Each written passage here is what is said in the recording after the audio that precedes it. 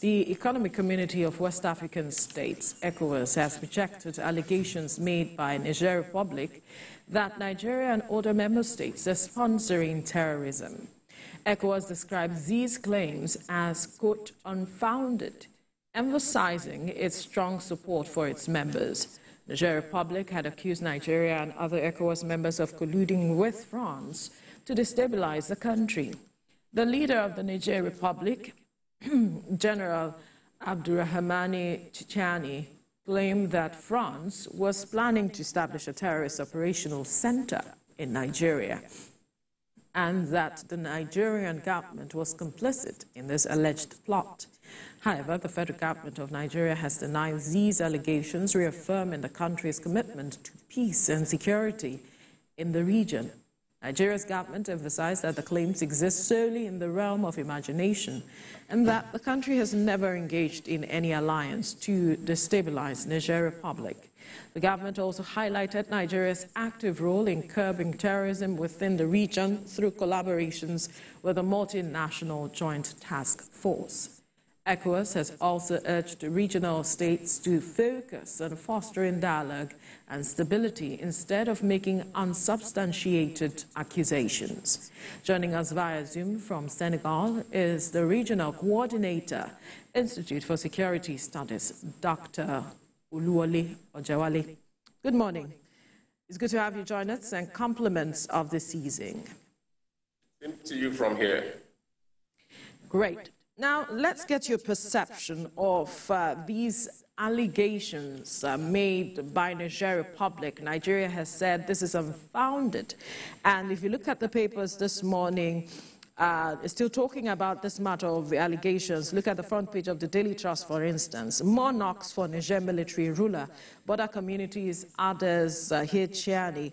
And Cote d'Ivoire has come out to say that his claims lack evidence. But from your perspective, what are your concerns with regards to these claims being made, and how can it strain relationship between Nigeria and Niger?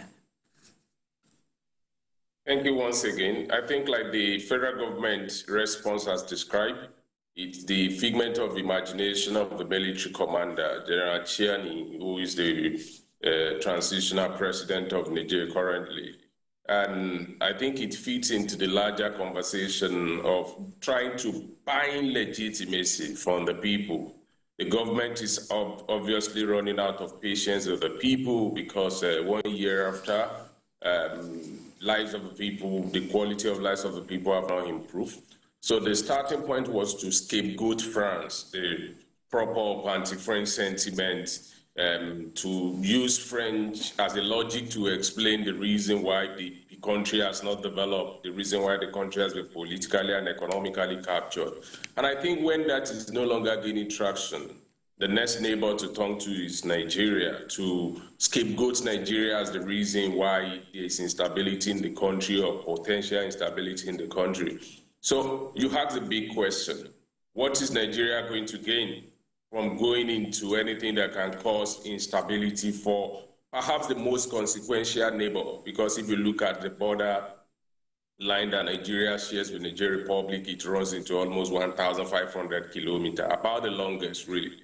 So I think the whole idea is to see how they can put oxygen into these attempts to buy legitimacy, buy time. Really, it's really nothing that should be taken too serious, because there is no way Nigeria would profit from such. And I appear on this program even when the whole idea of military intervention was being discussed in the country all over the places, to say Nigeria is going to be the one to bear the potential humanitarian consequence if the military, if the ECOWAS tries to intervene in Niger before they remove that off the table. So now that they are trying to normalize relationship, because recently we see high-level military diplomacy on the part of Nigeria to bring Niger back into the multinational Joint Task Force. So why would Nigeria be the country that we offer ourselves willingly to destabilize Niger? I don't see any truth in that statement. Right, and France has a long history of, involvement in the Sahel region. Some of these nations that have decided to opt out of the ECOWAS in terms of military intervention economy, cooperation, and other social issues. But then we've seen critics over the years say that France's involvement in some of these nations have led to a high level of poverty. And considering the fact that the sitting Nigerian president is also a military head of state, is this statement one we should take with levity? Of course, the economy of the countries that we are talking about here, or the entire Francophone African country, from west to central, is intractably linked to France, no doubt about that. And to justify that as the reason for their underdevelopment, I think it can be playing more into the political rhetorics than the reality that is on ground. Of course, there could be reasons to explain that in terms of neo-colonialism, to say their currency is still pegged against the euro. They can't go into strategic trading without France approving that, in the real sense of the street language that they use here. Some have also gone to the street to say before anybody can become a president or become anything strategic in the political arena, the person must get France approval. Those things exist. But larger than that, I cannot stand here to say 100% of the reason why the countries of Francophone countries have not developed is because of France alone. Because even their counterparts that do not have France interference or intervention have also not made that significant leap. So I think it's largely an African thing, and 60 years after independence, there's little to how much we can continue to arrogate our underdevelopment to our colonial experience. I think we need to disengage from that. Perhaps that is what they are trying to do now, and the jury is not yet out to see what this is going to look like in terms of the outcome in the coming days. But I must also say that decoupling from France is not going to be a Tea Party affair. Why am I saying that? Language is the most potent cultural tool in diplomacy. These countries, to the extent to which their education is still in French, to the extent to which their elite still see France to the best place where they can train their children, to the best of the fact that they still, the looting that is going on around these countries, in some cases also probably kept in those places that they are alluding to. I think in terms of looking at this thing holistically, decoupling from France is not going to be a dash, it's going to be a marathon. And that cultural angle of diplomacy that I mentioned is still very, very strong here. And the last thing I'm going to say is that, yes, China has taken over in terms of international trade with some of these countries, particularly countries like Senegal, for instance. But to a large extent, France is still alive and kicking in this country.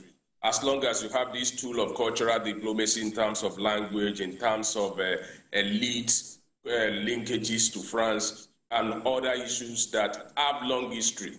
So if they want to decouple from France, I think telling France to vacate their military presence in the country is just a minute fraction of the whole unbundling of that process. There's still a long that is still on ground in terms of France architecture, in terms of trade, in terms of investment, and the critical component, which is the language.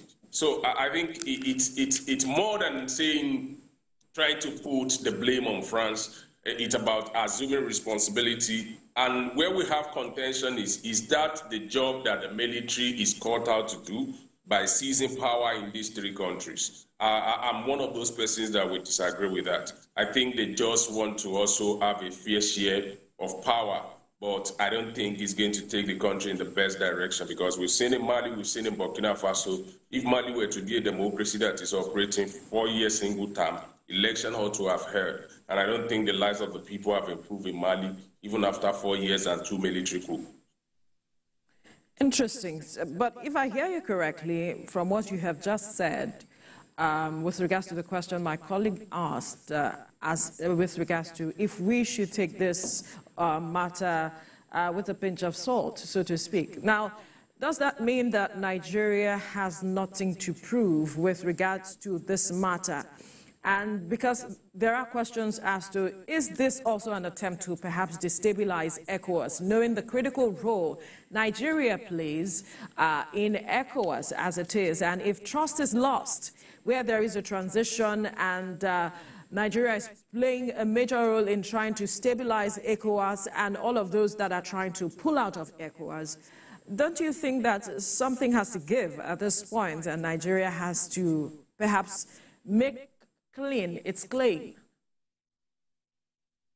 So two things. One, an attack on Nigeria now is a strategic attack against ECOWAS because the president of Nigeria is also the chairman of the authority of ECOWAS presently.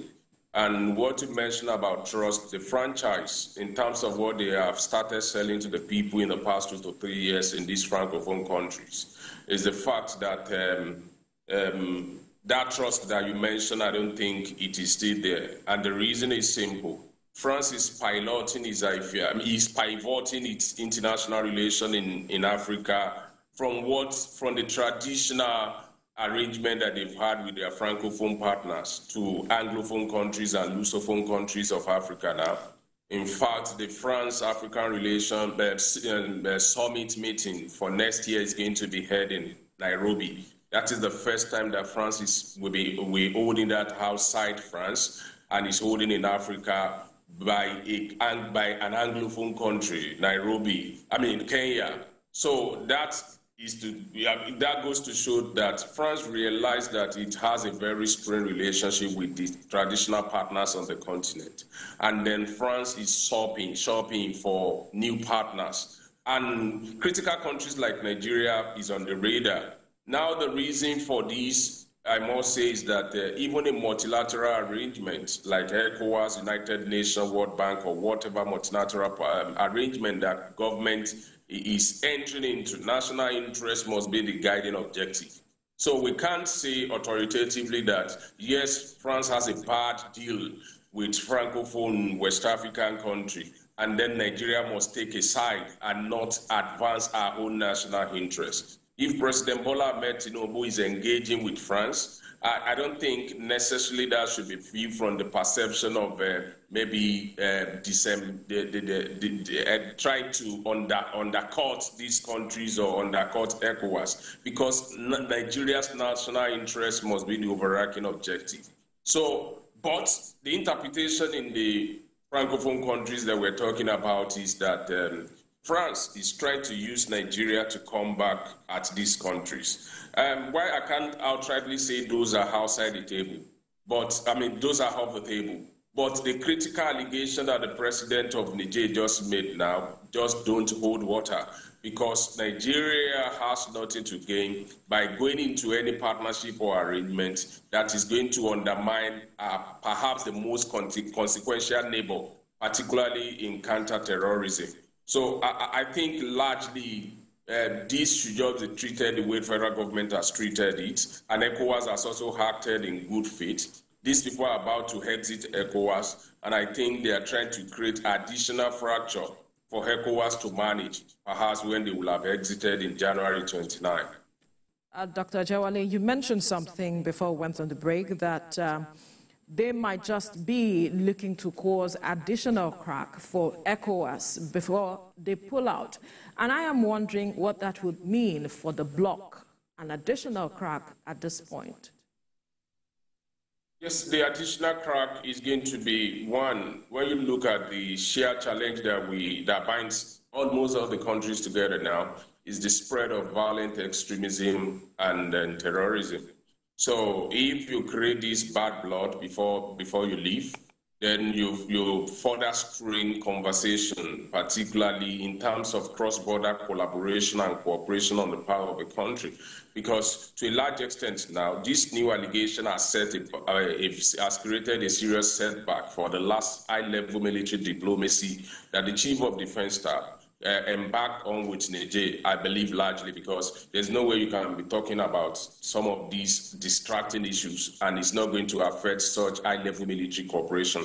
That is the number one thing. Then the second thing is that if they exit on this note of of this kind of allegation and counter-allegation, then it becomes very difficult to advance mutual issues of counter-terrorism in the region, because whether they leave or not, don't forget that when ECOWAS put up a plan recently about a standby force for counter-terrorism in the region, these three countries have become the epicenter. So it becomes very difficult to be able to implement that or to carry out that plan in the first place, because there is a serious issues of mistrust, distrust on the part of the intending or potential partners among these countries. Why am I saying that? A lot of multiplier effect in terms of outflow of attacks that are happening in the littoral state of Togo, Benin, and Ghana now are as a result of the spread of violent extremism and attack that are coming from Burkina Faso, Niger, and Mali, arms trafficking around the region, and other issues that are enabling this violence in the region. So it means that these three countries are very serious consequential partners that even if they exit ECOWAS, you still need to do a lot of work in terms of cross-border cooperation on security.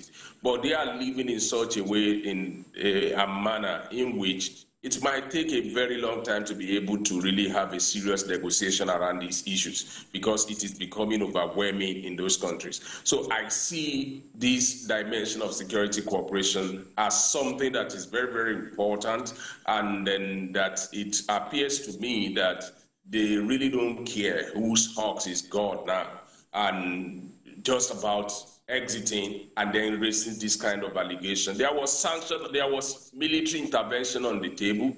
After that, there was sanction, and all those have been vacated by ECOWAS. Yet you're still looking for opportunity to scapegoat the most important.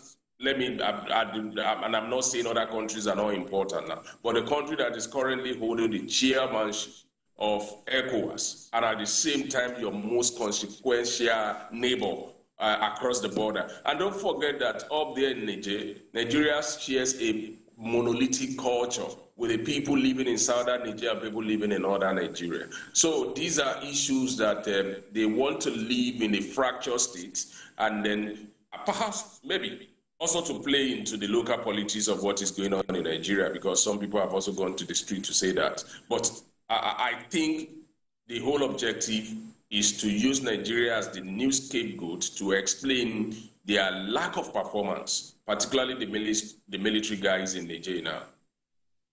Right. You mentioned something very important earlier, that it's also possible that France may be trying to use Nigeria to get back at these nations. It's very important that we also, try our best not to be pawns in this power play. And Nigeria is also looking to strategic partnerships. No country can actually stay as an island. But how do we balance this? How does Nigeria balance being the head of ECOWAS, its strategic partnerships with other countries within Africa, and also, getting as much investment like we need now? I think Nigeria is on the right path in that regard, and the issue about people thinking Nigeria is being used as a proxy, which is the overarching conversation among those countries. You can't take it away. People are free to think whatever they like. It is Nigeria that needs to actually stand upright and put national interest first. And part of putting national interest first is to justify to the people at the local level to say, Nigeria has no reason whatsoever to cause instability in Nigeria. Let everybody be clear and draw that red line. We have no reason at all to embark on that and disabuse the mind of the people that is not even on the radar. The second thing is you ask the question, what is in Niger, a country of about, I think, $10 billion GDP, who has received significant assistance on the part of Nigeria, even in the recent time, and then who has been a major partner with Nigeria on so many fronts, for Nigeria to embark on any course that is going to be perceived to be used by France. I think that is a figment of imagination. What should Nigeria do? Nigeria should prioritize a few things. One, I think it's also disturbing in the first place that we are getting involved in this pedestrian issue with Niger. Nigeria used to be a very respected country in Africa. Would people still talk about the role that Nigeria played in restoring peace and democracy in Syria alone, in Liberia, even a very recent one, which is in Gambia. Nigeria has played very strategic role in that regard. Nigeria used to be a major peacekeeping, make a significant contribution to African peacekeeping mission across the continent.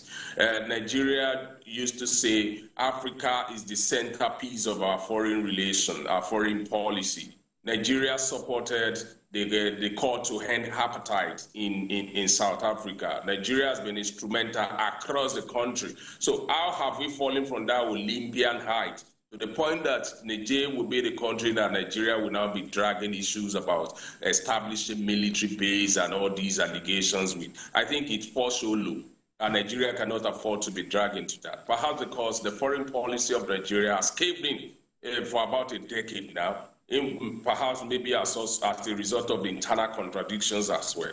So Nigeria is supposed to be an hegemon within the West African sub-region, the Gulf of Guinea. And if we raise a standard in that regard by making critical investment in areas that matter, in education, in health, in infrastructure development, in building our military and security forces, then we'll become a strategic country within the region that if we cough, everybody catches the sneezing.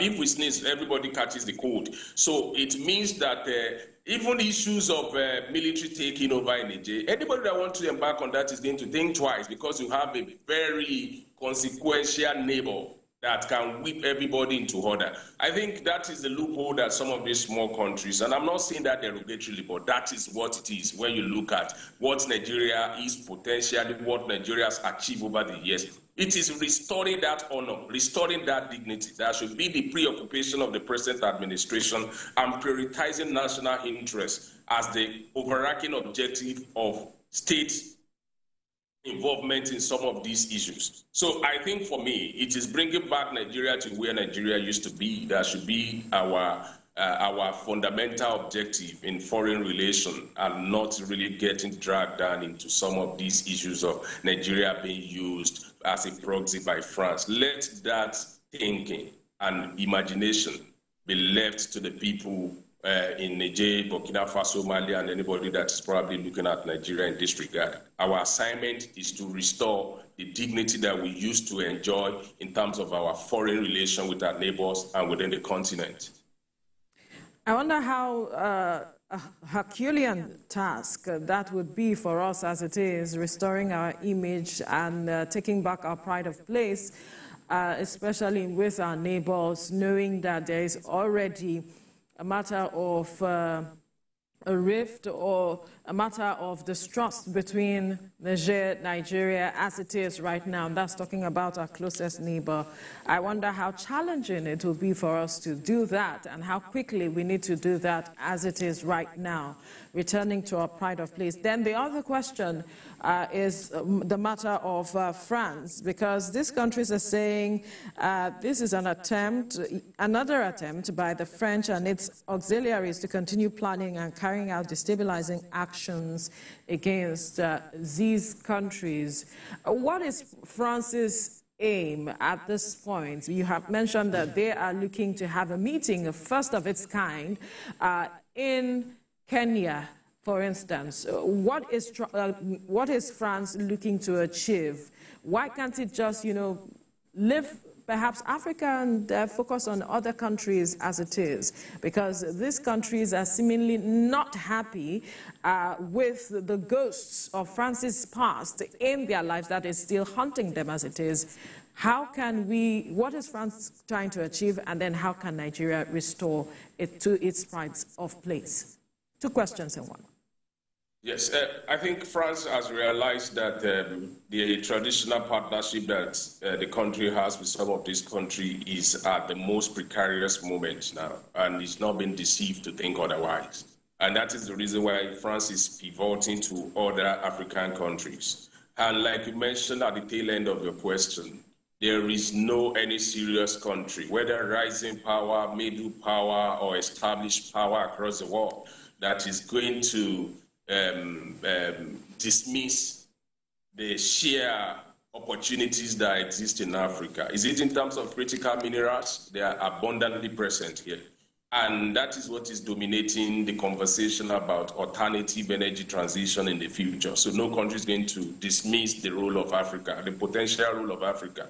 Is it in terms of the sheer population size, in terms of the youth demographic in the region, above the highest growing in the world now? So France realizes this the same way that other countries, superpower, middle power, the Gulf nations, Saudi Arabia, United Arab Emirates, Turkey, the United States, European countries, are also embarking on what some people have described as the second wave of scrambling for Africa. So it's left to Africans to really position ourselves, and Nigeria as one of the leading countries on the continent to also make ourselves ready strategically to take advantage of that as jostling for Africa in a win-win approach in which it is not just about exploitation of resources here, but something that also delivers for the people here. And for the countries that have had bad relationship with France, 60 years after independence, they have liberty to decide on who is going to be their partner. And I think that is already taking place already in terms of how they have selected their partners, the multipolarity that is coming in terms of having multiple relationship with country. For reasons that they can explain by themselves. You know, Niger kick out France outside the country, but they still have partnership, security partnership with Italian army. Who have military, who have over 200 soldiers on the ground. Germany is engaging with them. So this whole idea of trying to scapegoat France does not mean that they have completely jettisoned Western alliance. They are embracing other Western countries who are also providing support for them with countries from the Middle East. So we cannot say because France has a very bad relationship with this country and is probably trying to find alternative, then we should join them in this Pan-African solidarity, not to also engage with France, particularly if it's going to deliver something that advances our own national interest. So I think we need to strike that balance, and that's the reason why some of these countries are not happy with Nigeria. But your national interests come first in every arrangement and every partnership that you have. And I don't see anything bad in that. The extent to which this is pursued with integrity of heart and with overarching objective of what that is going to deliver to the country. I think that is what is playing out here. But we must not lose sight of what is happening in these countries. They are struggling to buy legitimacy. And how to do it is to always look for external explanation for the lack of performance. Check the data on security, for instance. Attacks have been on the rise in all these countries for the past 2 to 3 years now that the military government have been instituted in those countries through coup.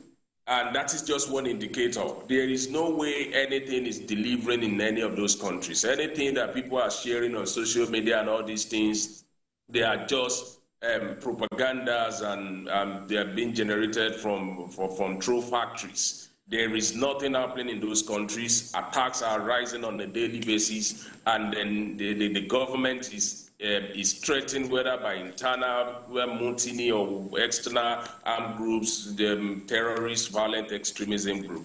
And it will get to a point that the people are going to be fed up, but they want to ensure that they keep the people in check. And that is the reason why they continue to manufacture some of these allegations and continue to pillory France as the reason why the countries have not developed. You have disengaged from France. You are still disengaging from France. Then you can't make everybody your enemy, including your neighbor, and you think you are going to say that idea for long. There's a limit to how far those ideas can gain traction. All right. At some point, the people are going to be tired of hearing all that. All right, we'll have to leave the conversation here. Dr. Oluwole Ojewale, Regional Coordinator, Institute for Security Studies, Dakar, Senegal, thank you so much for your time on the program. Thank you so much for having me. You're welcome.